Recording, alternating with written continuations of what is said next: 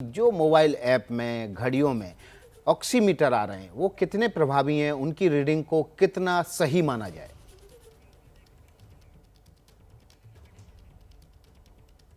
देखिए, जब जहाँ तक पेशेंट असेसमेंट का सवाल होता है, उसके लिए मेडिकल ग्रेड ऑक्सीमीटर ही यूज़ करना चाहिए। जहाँ मोबाइल के या दूसरे ऐप्स आते हैं, हुँ, उस पे भी फिंगर रखनी पड़ती है। सबसे ज़रूरी ये है कि जो कैपिलरी होती हैं, ब्लड कैपिलरीज़ जो थिनेस्ट ब्लड वेसल सबसे पतली ब्लड वेसल्स होती हैं, हुँ, वो जिस जगह पे कंसंट्रेशन उसकी ज़्यादा होती है, वो पोर्शन स्किन का उस डिवाइस के अंदर कॉन्टैक्ट होना चाहिए। हुँ, तो ये मोबाइल ऐप्स वगैरह इतने एक्यूरेट नहीं है। हुँ, कोई जनरल इंफॉर्मेशन नॉर्मल बंदे के लिए लेने के may be can be use, लेकिन जहाँ तक पेशेंट मैनेजमेंट का सवाल है या असेसमेंट का सवाल है, ये इंफॉर्मेशन की एक्यूरेसी और क्रिटिकलिटी का सवाल होता है। इसलिए मेडिकल ग्रेड जो ऑक्सीमीटर्स होते हैं वो ही यूज करने चाहिए। जी। तमाम बड़ी-बड़ी कंपनियों ने अपने घड़ियों के ज़रिए ऑक्सीमीटर और तमाम तरह के मेडिकल इक्विपमेंट अटैच करने का दावा किया है। क्या जो रिस्ट वॉच होती है, उसमें जो ऐप होते हैं, जो ऑक्सीमीटर से ऑक्सीजन लेवल से लेकर हार्ट रेट तक सब बताते हैं, उनके एक्यूरेट माना जा सकता है? देखिए, हार्ट रेट की जहाँ तक टेक्नोलॉजी है वो बहुत एडवांस्ड है, हुँ, और उसमें भी अभी 100% मतलब रिलायबिलिटी नहीं है कई चीज़ों की। इस पे पिछले 3 4 5 सालों में काफ़ी रिसर्च हुई है, हुँ, वो फिर भी उसमें पता लग जाता है काफ़ी चीज़ों। ऑक्सीजन का जहाँ तक सवाल है, वो इतनी एक्यूरेसी नहीं है अभी तक कि हम उनको इस तरह से इतने क्रिटिकल सिचुएशंस के अंदर यूज़ कर सकें। जी। हमारे साथ डॉक्टर अरविंद कुमार भी जुड़े हुए हैं। डॉक्टर अरविंद कुमार मेदांता हॉस्पिटल गुरुग्राम में हैं और वरिष्ठ डॉक्टर हैं। डॉक्टर अरविंद, एक बड़ा सवाल ये है कि बहुत सारे लोग अभी घरों में हैं क्योंकि उनकी तबीयत ख़राब है, लेकिन अस्पताल में बिस्तर अवेलेबल नहीं है। उनका ऑक्सीजन लेवल जब गिरता है तो अचानक से अस्पताल के लिए भागते हैं। ये जो समय होता है बहुत क्रिटिकल होता है किसी भी मरीज़ के लिए। ऑक्सीजन लेवल बनाए रखने के लिए बिना ऑक्सीजन सिलेंडर कौन-कौन से व्यायाम व्यक्ति को करने चाहिए ताकि ऑक्सीजन लेवल मेंटेन रहे? जी, पहले तो आपको और आपके सभी दर्शकों को मेरा सादर नमस्कार।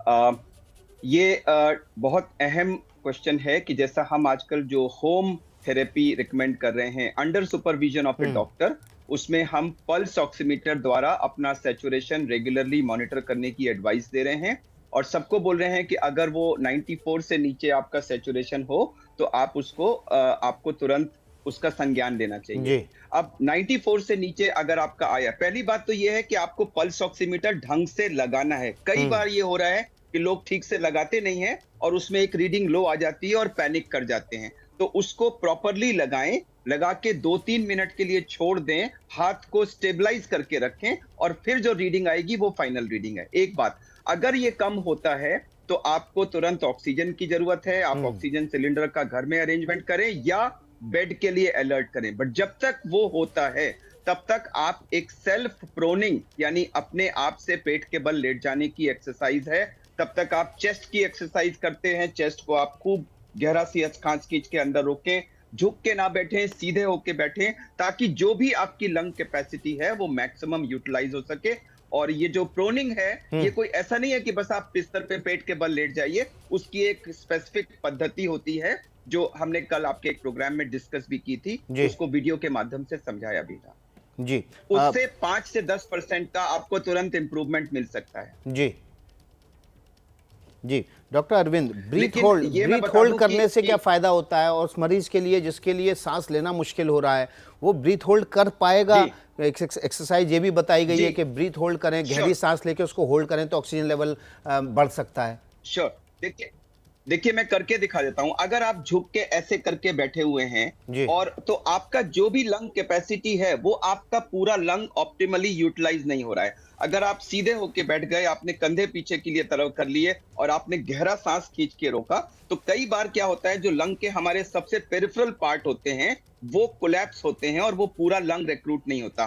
तो अगर आप खूब गहरा सांस लेंगे तो कम से कम जितना लंग है हमारा अवेलेबल वो पूरा का पूरा यूज होगा। मैं मानता हूं कि जिस जी। समय रोगी की सांस फूल रही है उस समय उसके लिए करना मुश्किल हो, लेकिन हमने प्रैक्टिकली ये देखा है कि अगर आप न करें, हल्के हल्के सांस लेते रहें, तो सिचुएशन और बिगड़ जाती है। आप स्टीम लीजिए, 2-4 बार खांसी करिए, थोड़ा बहुत बलगम होगा उसको निकाल दीजिए, कंधों का मूवमेंट करिए, चेस्ट को थोड़ा आगे पीछे करिए और गहरा सांस खींच के 5 सेकेंड 10 सेकेंड जितना भी आप रोक सकते हैं रोकिए और उसको छोड़ दीजिए।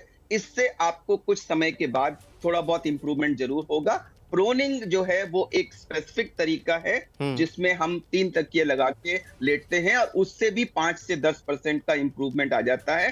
तो ये सब आपको ऑक्सीजन अरेंज होने तक कुछ समय देते हैं और अगर ऑक्सीजन रिक्वायरमेंट भी है तो ये सब करने से आपकी ऑक्सीजन रिक्वायरमेंट थोड़ी सी कम हो सकती है, या बिल्कुल अगर आप बॉर्डर लाइन पे हैं, आपका 94 से 88 आ गया और ये सब करने से वापस 94 पहुंच गया, तो आपकी ऑक्सीजन की जरूरत अवॉइड भी हो सकती है। जी, बहुत बहुत अच्छी जानकारी दे रहे हैं डॉक्टर अरविंद। तो देखा आपने किस तरह से आपको ब्रीथ होल्ड करना है, कौन सी एक्सरसाइज करनी है जब आप क्रिटिकल समय में आप हॉस्पिटल के लिए रश कर रहे हैं, आपका ऑक्सीजन लेवल नीचे जा रहा है, तो आपको अपना ऑक्सीजन लेवल बिना ऑक्सीजन के भी मेंटेन कर सकते हैं। और वही एक्सरसाइज डॉक्टर अरविंद बता रहे थे, हमारे साथ जुड़े हुए हैं। और इसके अलावा आपको अपने घड़ी में लगे हुए ऑक्सीमीटर या फिर आपके दूसरे किसी ऐप में, मोबाइल ऐप के ज़रिए ऑक्सीमीटर पर भरोसा नहीं करना है। मेडिकल इक्विप्ड जो ऑक्सीमीटर है उसी पर भरोसा कीजिए और बिना डॉक्टर की सलाह के कोई भी कदम मत उठाइए। आज हम देख रहे हैं डॉक्टर के सेठी कि ऐसे लोग जो पहले से किसी बीमारी से पीड़ित हैं,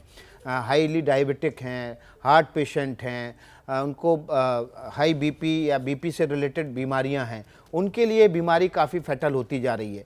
उन मरीजों के लिए जो घर पर हैं और उनको इस तरह की बीमारियां हैं, उनके लिए क्या एडवाइस है आपकी?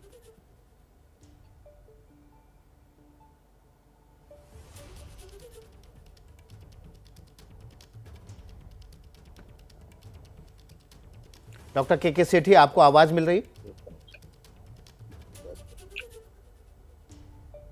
अब अभी नहीं मिल रही, अब हल्की हल्की आनी शुरू हुई है। जी, जो लोग बीमार हैं पहले से, हाईली डायबिटिक हैं, हार्ट पेशेंट हैं, दूसरी उनको बीमारियां हैं, अगर वो संक्रमित हो जाते हैं उनके लिए और घर पर हैं शुरुआत में, तो उनके लिए क्या एडवाइस है, किस तरह की खास बातों का उनको ख्याल रखना चाहिए?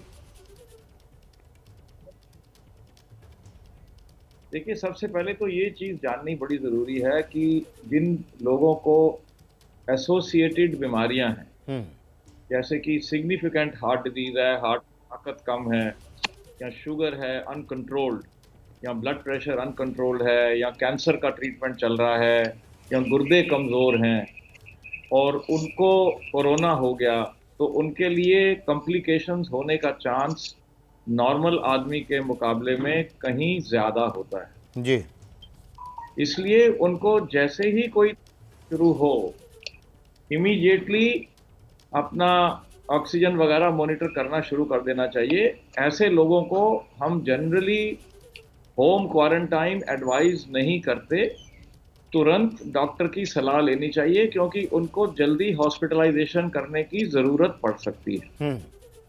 जनरल प्रिकॉशंस वही हैं जो आपने डॉक्टर अरविंद भी सुने हैं, लेकिन मॉनिटरिंग जल्दी और ज़्यादा इंटेंसिव होती है क्योंकि बेड्स मिलने में भी थोड़ी कठिनाई होती है, आजकल इमीडिएटली अवेलेबल नहीं होता जी, लेकिन जितनी जल्दी हो सके एट द स्लाइट इंडिकेशन उनको अस्पताल में इलाज करवाना चाहिए क्योंकि कंडीशन बिगड़ने में देर नहीं लगती और कॉम्प्लिकेशंस बड़ी जल्दी हो जाती हैं। ऐसे लोगों को हार्ट भी जी। डैमेज हो जाता है, इसमें तो सबको ऐसे मालूम लोगों है। को किडनी बहुत अगर ख्याल खराब है रखना है, जिनको पहले से बीमारियां हैं, ज़्यादा प्रिकॉशन लेने हैं, डॉक्टर के संपर्क में रहना है।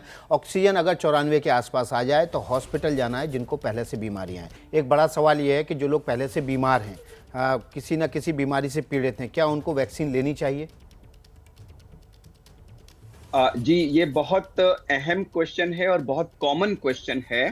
तो मैं ये बताना चाहूंगा कि जो प्री एग्जिस्टिंग बीमारियां हैं जिनको कि हम कहते हैं कि कोमॉर्बिडिटीज हैं, जैसे कि डायबिटीज है, हाइपरटेंशन है, हार्ट डिजीज है, सीओपीडी है, अस्थमा है, ट्यूबरकुलोसिस है, आपको कोई लिवर की, किडनी की, सॉफ्ट टिश्यू डिजीजेस, कैंसर हुआ है आपका पास्ट में, आपको कोई ऑर्गन ट्रांसप्लांटेशन हो चुका है, आप स्टीरॉइड्स पे हैं, या आपका पास्ट में कोई ऑपरेशन हो चुका है, किसी भी चीज का ऑपरेशन, कोई आपका पास्ट में एक्सीडेंट हो चुका है, कोई ऑर्गन आपका निकाला जा चुका है, ये सब इतनी सारी कैटेगरीज हैं जिनके बारे में लोगों में तरह तरह की भ्रांतियां हैं कि हम वैक्सीन लगवा सकते हैं कि नहीं। तो इन सब का एक कॉमन जवाब है कि आप लगवा सकते हैं। इनफैक्ट आपको जरूरत ज्यादा है। ऐसा क्यों कह रहा हूं मैं?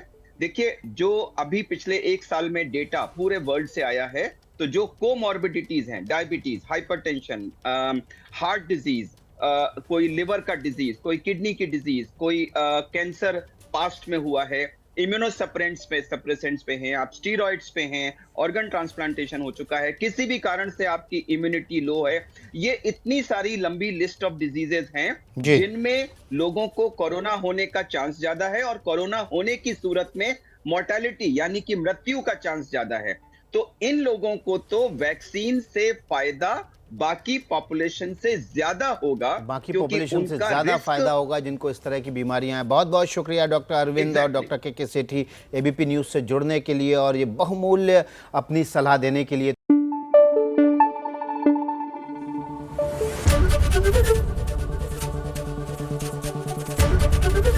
एबीपी न्यूज आपको रखे आगे।